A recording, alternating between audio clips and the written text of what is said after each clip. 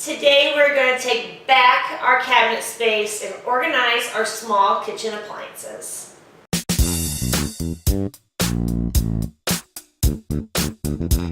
I love to shop. I love to shop for anything and everything, including kitchen appliances. I probably own one of every kitchen appliance available at this point in 2019. Seriously. All of these appliances that I have, they can very easily start taking over the cabinet space in my kitchen. And let's face it, how many times do we often use these appliances?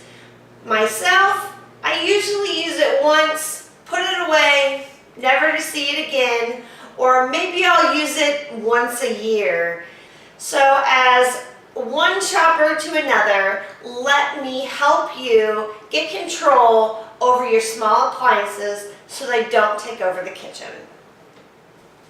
First, take out all the appliances that you own and set them on your counters. Group them into like items and see what you've used recently and what you haven't.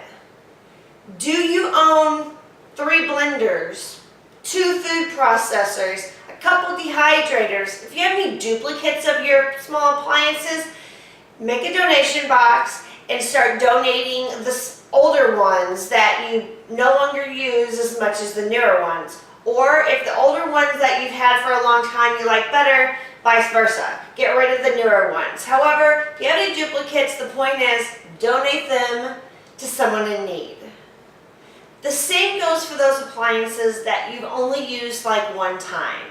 That fantastic toaster oven that you just got and you really never used it, do you need it?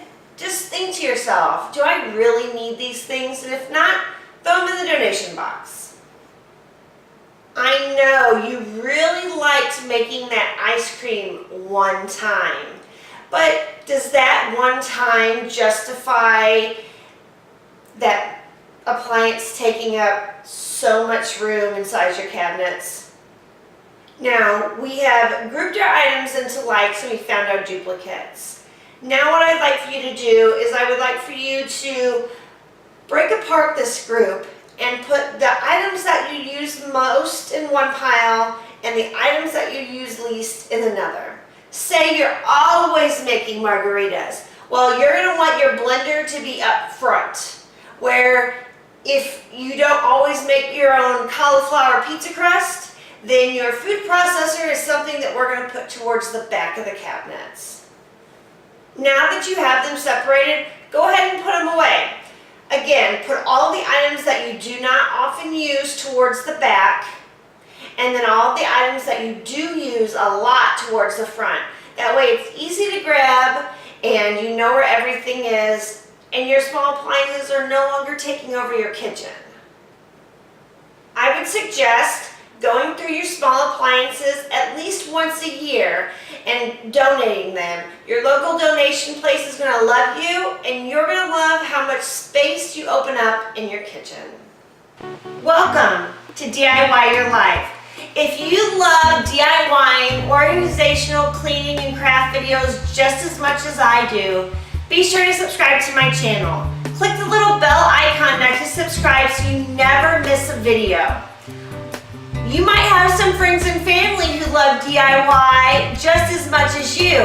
Be sure to share this video and all of the videos that I have on your social media so that way everyone can benefit. Also, right down there is the thumbs up button. Click it for me, will ya? Thanks.